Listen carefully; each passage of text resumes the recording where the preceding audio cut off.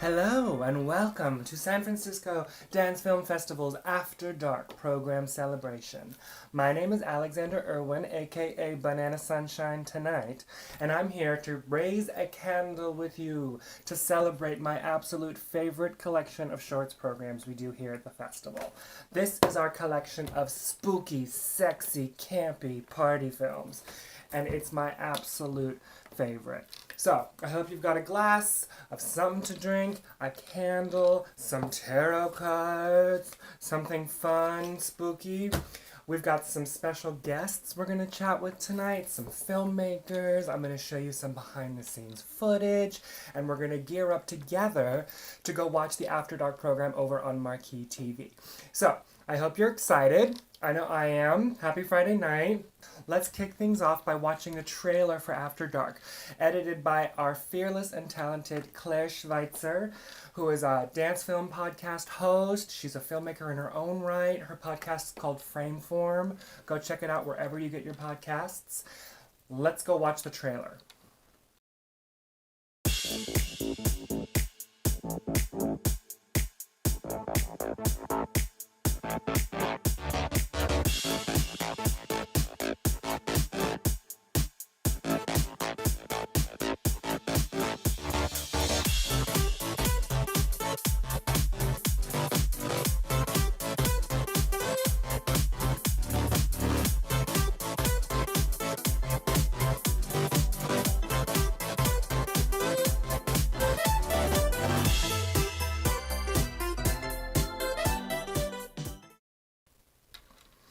Isn't that fun? You know, After Dark is a very international program. We have films from Sweden, from France, and Korea, just to name a few. Oh, are you seeing what I'm seeing? I see a figure. A figure emerges. Who is this? Hello, darling. How's it going? Oh my god, it's Robert Dekkers from Post Ballet. Hello, Robert. You look fabulous. Thank you for the invitation. So nice to see you tonight. So nice to see you. Happy After Dark. Happy After Dark. Yes, I'm ready. I'm ready for the movies. I got my 3D glasses on. No, just... Yeah, we're loving your look tonight. Thank you. Love your hair.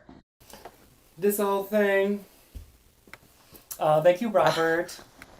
Fabulous. Oh, there's my cat. He's at the party too.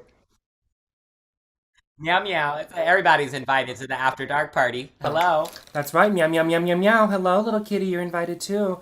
Robert, you don't really need an introduction, but I'm going to give you one anyway. Robert is the founder and artistic director of Post Ballet, which is the official company of the Berkeley Ballet Theatre. He's an all-around choreographer extraordinaire. I see him teaching everywhere. It's such a pleasure to connect with you and to make you a part of this little chat we're having because, our two organizations have now quite a long and storied history together, don't we? And I would love if you could share a few highlights from our past. It's been a true honor to work with San Francisco Dance Film Festival over the past several years on many projects. Actually, at this point, I think our first big project together was the collab, where I had the opportunity to work with film director Marta Dimek on a new piece with post-ballet dancers and a score by Star Amarasu, who's a Bay Area artist that we love, and really enjoyed that piece coming home. It was such a gift to work with you, Alex, and with the whole SF Dance Film Festival crew. Bringing that to life. And so after that, we've had a couple additional opportunities to work with the Dance Film Festival. This year, we actually have a piece that's on the program, the Bay Area Local Shorts, which I hope you'll all stick around for and come join at a later time after the After Dark program. It's a piece called Surface Down, and it was inspired by a production that I'm working on with Post Ballet called Lyra. Wow, okay, so despite everything going on, you've been really busy. That's really cool. Well, we got to keep working. We got to keep making, especially during this time. And I think like you guys were so ahead of the curve. Now everyone's making dance films. You've been doing it for a decade. No big deal. No big deal, just 10 plus years. No big deal. So tell us, how have you adapted professionally to what's been happening with COVID and everything getting shut down? Yeah, we've definitely shifted course from, a range of live and film works to right now exclusively film pieces, which has been really cool to like dive into that world 100%. And really looking forward to, we're working right now on a new piece called Playing Changes, which features the videographer and editor who did the Surface Down piece, which we're presenting this week on the local shorts program. So Benjamin Tarquin is doing that film with us with a violinist named Helen Kim. And we'll be shooting next month at the 16th Street Station in Oakland. So I'm really excited about that. So I know you've been teaching online. You can tell us a little bit more about that. But, how are you yourself feeding that creative soul of yours? Are you still dancing yourself? Are you moving? Having fun? Trying. Yeah, I've been doing live stream classes on Berkeley Ballet Theater's Facebook page, which has been really great. They're donation based, drop in. I have people coming to say hi from, New York and from Europe. It's been really interesting just to see, dancers that I've known, over the years and, people, now we're all spread out and it's really been a way to actually find like community, oddly enough. It's been really great. And then, of course, working with my students at Berkeley Ballet, we're actually making a few short dance films with the students this fall. So it's been fun to bring the students into the world of dance filmmaking as well. And something about working with film, I think, just opens up a whole nother realm of possibilities. And it's been fun for the students to explore that. Oh, that's so cool for your students. Oh, that's really fun. I bet they're having a really great time exploring dance film and making their own works that way. So tell us, how can we all stay abreast of what Robert Dekkers and Post Ballet are up to? Totally. We have Instagram, Facebook accounts, of course. You can just search Post Ballet and Berkeley Ballet Theater for our official school. Website, postballet.org. We'll be around. We've got some other kind of bigger multimedia film, live music, dance collaborations happening in 2021. We're trying to think, okay, like I'm just assuming that we're in this for the next like 2 years, And so it's like, Oh, wow, you're really planning ahead. Smart. yes, and hopefully before 2 years we can be in a theater together.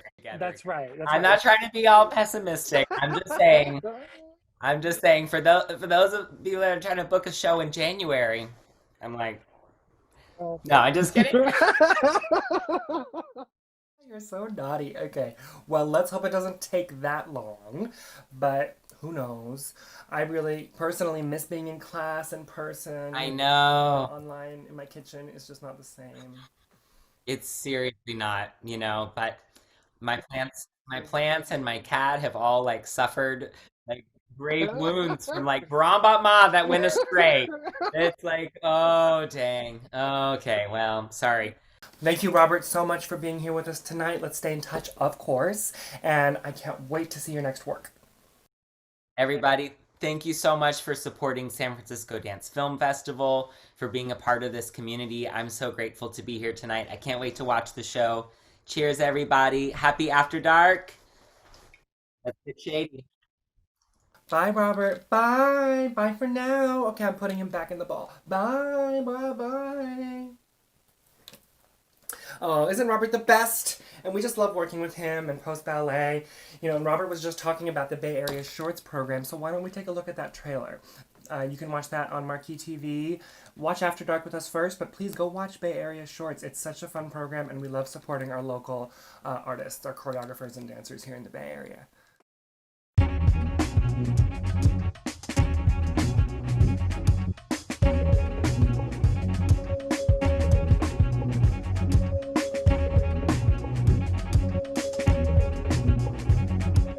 System, and let you know in the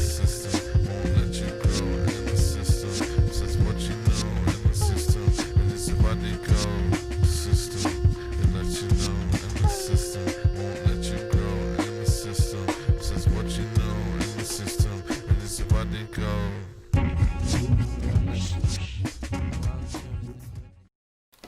And I'm sure you've already guessed it, but yes, that trailer was also edited by the fearless Claire Schweitzer. What a talented one she is. Don't forget to check out her podcast, Frameform. Oh my gosh, I'm really excited to introduce this next guest. This is Emily Bowman, who's coming to us from Sweden. I'm sure she'll appear in the ball pretty soon, I hope. Emily is the director of this really fun, creepy, demonic dance film that just like messes with your head in the best way possible. So let's see if we can reach her. Yeah. Emily, are you ready for us? Emily. Summoning Emily, calling Emily, Emily, hello! Oh, it's you! So great to see you. Hello there from Sweden. Okay, hi, Emily. So your film is Clench. We can see the poster back there, and I believe you are the writer, director, and choreographer. That's correct, yes. So you're a bit of a triple threat. Yeah, or you have to make the most of it in an independent project. But Thank you. That's right. And I understand that you began as a dancer before you turned to filmmaking. Is that right? yes, it is. I started out with the dancing, and then I got an injury, so I had to do something else. So I took like a year when I studied film at university. After that, I was hooked on film. Never went back. Okay. So is it safe to say that you have been officially bitten by the filmmaker bug? It was a huge bite. That's right. It was a big bite. Right. Big bite for a talented filmmaker. So tell us a little bit about the making of this film. So you crafted a narrative dance short, which is no small feat. It's kind of a difficult thing to do. And you conveyed this really spooky demonic storyline primarily through the movement itself. Can you tell us about that? Uh, really, with Clench, it's the before my films were more like um, focused on the movement and pretty abstract movies without a clear narrative. And I think movements in this way, maybe it's a bit what can you say, underused. Yeah, in the movie making. Actually, I got inspired from the OA Oh, I series. love that series. Oh my god, I love that series so much. And I can totally see the inspiration now. Yeah, how the movement there was really the driving force behind the storyline itself. It was the inspiration was mostly from that series, uh, how they so naturally blended in the movements. It wasn't like da ba da ba da, hey, a dance rhythm. I wanted kind of the same for my film too, to have Right. a reason for the movements, not only something beautiful to look at. Or I wanted, why are these demons doing this? Because they want something. They want to do something really bad with the mother. And Okay, Emily. All right, I gotta stop you there because I think anybody watching is gonna want to see these demons. They're gonna be thinking, demons, what? So let's watch a clip. Let's watch a damn clip of these demons.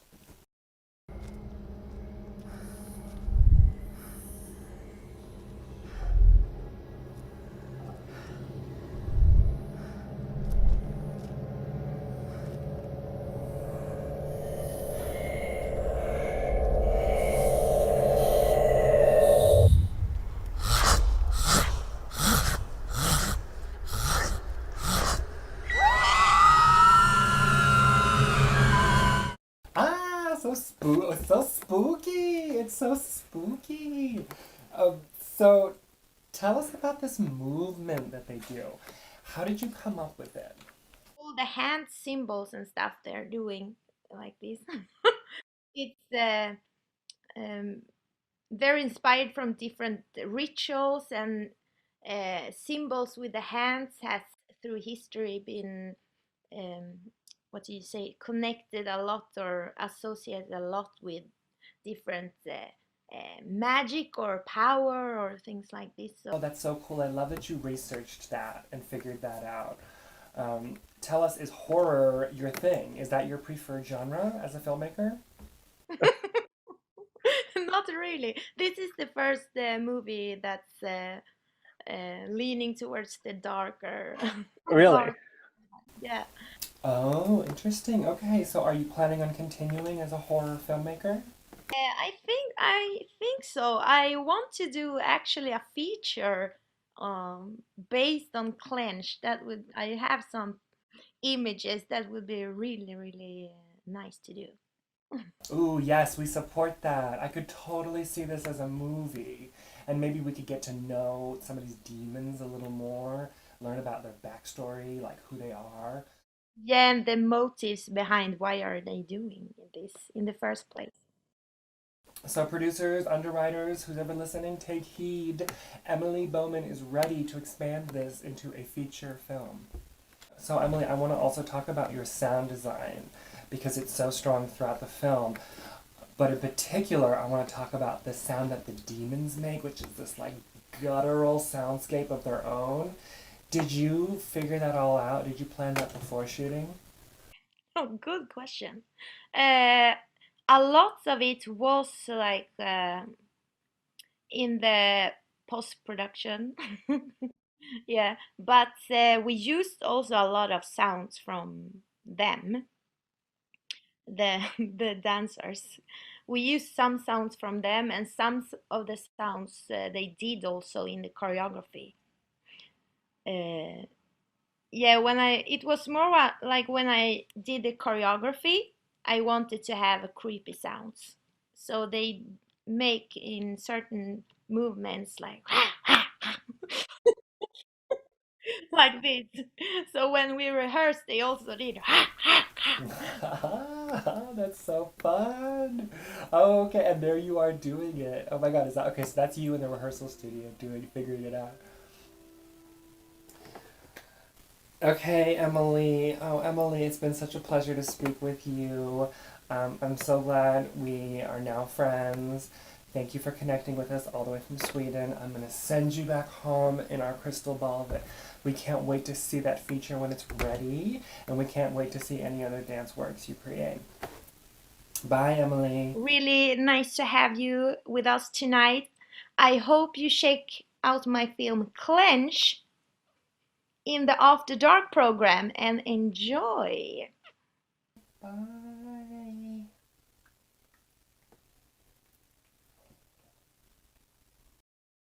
So, our next guest is a director of music videos, narrative shorts, and he has team summon him, Lance Drake. Let's see if Lance is ready for us. Lance, hello. Summoning Lance. Hello, there he is, Lance. Speak with us. Hi, I'm Lance Drake. I'm a director in Los Angeles, and the video I'm screening for the festival is Break It To Me. It's a music video for the band Muse, and it stars an incredible dancer named Matthew Gibbs, who is a pretty well-known bone breaker and just incredible dancer.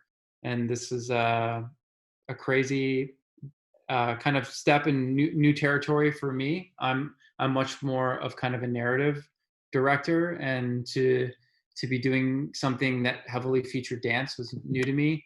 I mean, dance has always been a love of me ever since my mom made me do tap when I was 4 years old. But so I've been doing music videos for, oh man, 12 years, and I actually very rarely do anything featuring dance or choreography. So, Lance, can you tell me a little bit more about your collaboration with the band Muse? I understand that you all work very closely together and you have a really fun collaboration going.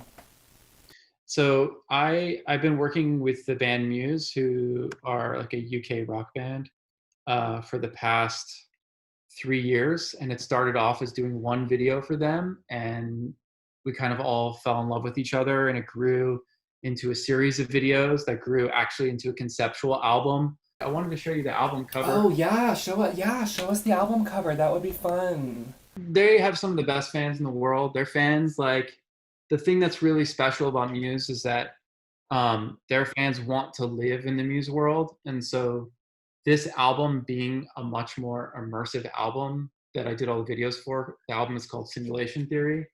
Um, all of these characters are featured in the music videos we did. And we actually did one other video that featured dance, and we did an homage to Thriller. Here, and you can see there's some characters, there's like a werewolf, and it all kind of has like a spooky virus vibe to it. And the whole concept of the album is pretty timely to what we're dealing with now. The idea that there's like this contagion and people are catching it and are turning into zombie vampires is a theme throughout a lot of the videos that we made. And that ended up becoming part of their world tour. Their tour for Simulation Theory featured 12 backup dancers, which is a pretty exciting and rare thing for a rock band to do. Variety called it Tron on Ice. Like, that was kind of the vibe of the show. And so after we did these series of videos, we ended up making a movie that was like a concert film / narrative that was an even more expanded version of our music videos. And that played in IMAX this year. Unfortunately, it was during the lockdown, so it played more in the UK and in Europe, where theaters were open, and it's out digitally now. Oh, that's so cool. That sounds like a really fun production. It's a concert film. It's kind of like Pink Floyd's The Wall, and it dips in and out of live show, dancing, and story. So it's kind of a special, unique thing. This video for Break It To Me is one of 10 videos I did for this conceptual album. And this video to me is special in a way because it's actually one of the more simple videos. There's this whole virus that's being released in a high school, and all these kids are being infected and becoming zombie vampires. And I wanted to just show and it's during a high school prom. And I wanted to do a one-off video that's just like in the hallway during or after the prom, and we're just following this infected boy who is just kind of becoming a zombie. Uh-oh, zombies. The thing that made this video special compared to the other ones had like story and some dance in them. This was just about dance, and I could focus on that. It really showcases the dancing and how special Matthew is. And Matthew, the dancer featured in the video, is like a real artist. Like, being around him, he had his own spirit and he had his own vibe. And you know, we had a feeling in a direction, but we wanted to really celebrate his artistry. Oh yeah, he's so compelling as a performer. And even though it is very straightforward as a narrative and somewhat pared back, it is really evocative. And I think of my own narrative and my own continuation of this story. You know, I think he's like, this character is like maybe an outcast, or he's having some major like romance drama or something, you know, breakup drama. And all the kids running away.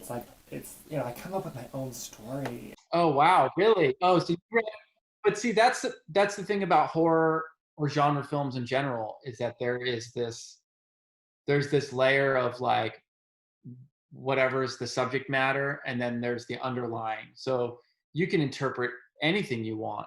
Yeah, totally. And now that I know more about this universe and where the film takes place, Break It To Me, I can see it as just a window into this narrative, and I start to extrapolate, and I start to extrapolate, and I start to make up my own ending, and it's really fun, you know, to imagine what happens next. Wait, what is this? This is who causes the infection. Oh my god. Oh crap. These little gremlin guys. We did this other video. Ah! Yeah, we designed this, so it's a riff off of Critters and Gremlins. It's so intricate. Can we see a close up?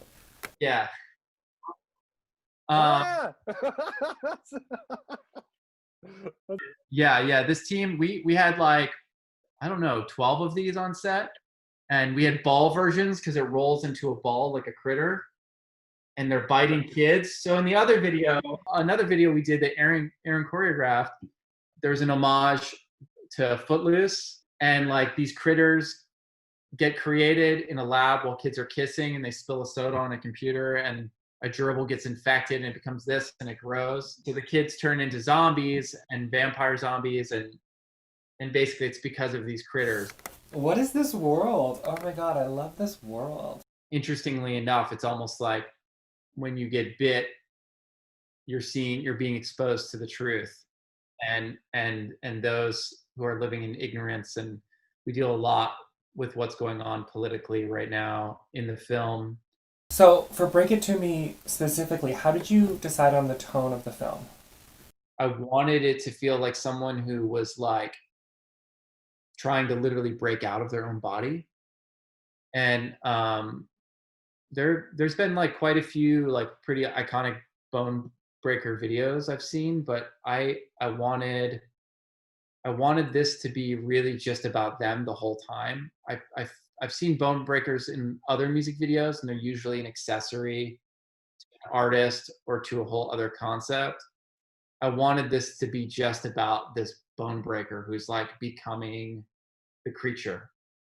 Yeah, that's kind of where the concept came from. And the song is the rhythm in it, and that dirty rhythm to it, and that tempo just you just feel it, you just want, like, Yeah.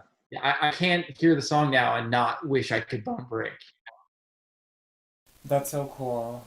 So, Lance, it sounds like for those who aren't familiar with Muse and their music videos, there are a ton that people can go watch and see and get more of this universe. And I'll make sure to put a list on our YouTube channel so people can see that. So if you're watching, make sure to subscribe, and we'll list that for you down below. But tell us yourself, how can people find more of your work? Yeah, absolutely. My work is all up on my site, which is lancedrake.com. And all the Muse stuff, Muse has their own channel on YouTube where you can watch this video and all the videos that I did for them. And yeah, thank you so much, and I hope everyone's doing great out there and hanging in there, and thanks for watching. That's great. Okay, so we'll keep in touch. We'll keep track of what you're up to. Thank you so much, Lance, for being with us tonight. Happy After Dark, and bye for now. Bye. Bye.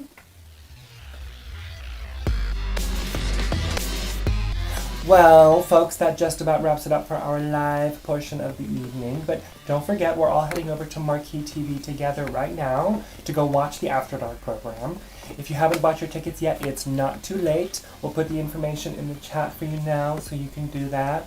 Don't forget to also subscribe to our YouTube channel. We're going to be releasing lots of fun new content. We're going to release some chats with filmmakers, artists, some bonus content. So don't forget to subscribe and hit that notification bell so you see that when it comes out.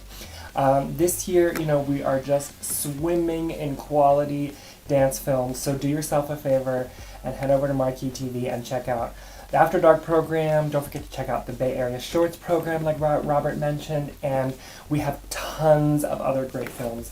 So that can be your weekend plan. Take care of yourself. Happy After Dark, everybody. And good night.